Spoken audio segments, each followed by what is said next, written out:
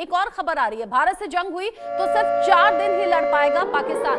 कंगाल पाकिस्तान के पास सिर्फ 4 दिन का गोला बारूद मौजूद है, यानी पिद्दी सा पाकिस्तान जो अपनी ताकत के सारे भारत को जवाब देने की गीदड़ भभकी दे रहा था, सिर्फ 4 दिन का गोला बारूद है। कंगाली के चलते पाकिस्तान ने यूक्रेन को हथियार बेच दिए। मुनीर की इस हरकत पर पाकिस्तान में अब भारी गुस्सा देखा जा रहा है। अपने फायदे के लिए मुनीर ने पाकिस्तान की जनता को धोखा दिया है और अब आनन फानन में 5000 करोड़ फूंक भी दिए हैं, क्योंकि पाकिस्तान ये जान रहा है कि हिंदुस्तान कभी भी हमला कर सकता है।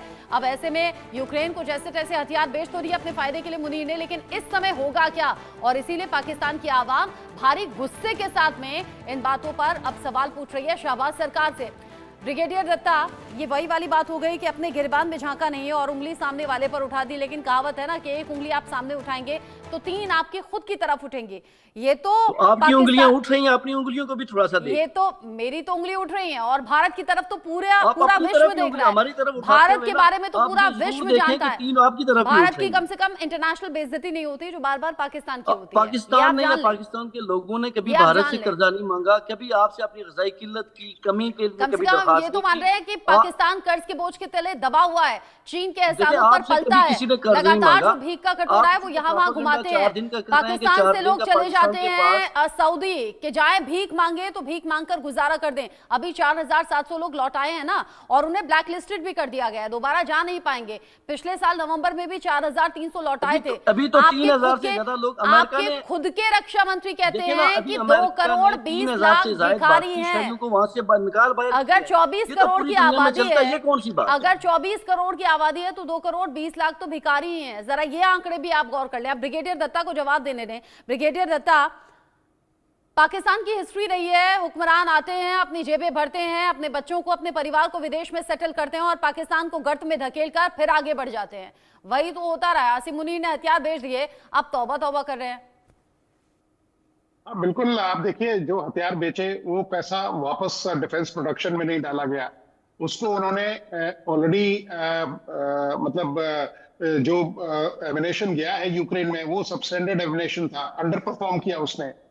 तो जिस तरह की शॉर्टेजेस हैं, जिस तरह के आपके पास वॉइड्स हैं, आपके पास इक्विपमेंट पूरा नहीं है, टैंक्स चलाने के लिए पेट्रोल डीजल नहीं है तो इन सब चीजों को ध्यान में रखते हुए पाकिस्तान को चाहिए कि अपना जो इंटरनल असेसमेंट है उसमें वो करे। केवल ये गीदड़ धमकी देने से या एक सूडो कॉन्फिडेंस से काम नहीं चलता। आप ये देखिए, आजकल जो वॉर है वो बड़ा कॉस्टली अफेयर है। सन 71 की लड़ाई हुई थी तो $50 बिलियन का भारत का खर्चा आया था। कारगिल में 1.2 बिलियन हो गया। क्या पाकिस्तान एक लड़ाई वो कर सकता है? आप कारगिल ऑपरेशन देख लीजिए, मैं वहां था। कारगिल ऑपरेशन में इन्होंने प्लान तो बड़े अच्छे से किया, लेकिन उसके बाद क्या हुआ? सस्टेन नहीं कर पाए उसको। हालांकि 6 या 7 महीने की इनकी तैयारी थी वहां। लेकिन इन्हीं सब चीजों को देखते हुए आप ये देखिए, खैबर पख्तूनख्वा में क्या हो रहा है, क्वेटा इसमें बलूचिस्तान में क्या हो रहा है। तो जो आपके मतलब कोर हेडक्वार्टर के बेसिस हैं, क्वेटा इतना बड़ा मिलिट्री स्टेशन है, तो इक्विपमेंट है नहीं। और दूसरा, जब देखिए, जब लड़ाई की इंटेंसिटी शुरू होती है तब आपको मतलब बहुत ज्यादा रिसोर्सेज की जरूरत पड़ती है। आपको असले की जरूरत पड़ेगी, आपको लॉजिस्टिक्स की जरूरत पड़ेगी, आपको फ्यूल की जरूरत पड़ेगी, आपको डीजल की जरूरत पड़ेगी, और सबसे बड़ी है मैन पावर। क्योंकि आजकल देखिए, जिस तरह से स्ट्रेटेजिक डेप्थ है नहीं आपके पास, तो इन सब चीजों को ध्यान में रखते हुए कि केवल असीम मुनीर साहब अपना फायदा देखना चाहते हैं कि साहब मैं चीफ मार्शल लॉ एडमिनिस्ट्रेटर बन जाऊं।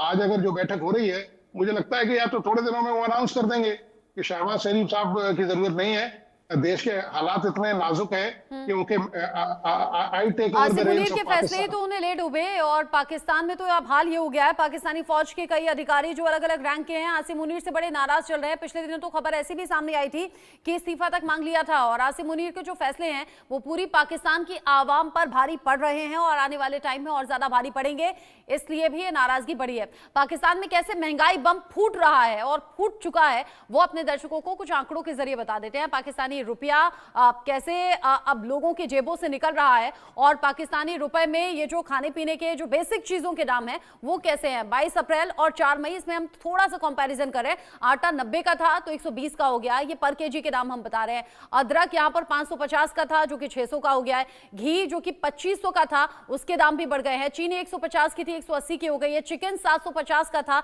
तो ये 800 का हो गया है। नींबू 800 रुपए का था तो 900 का हो चुका है।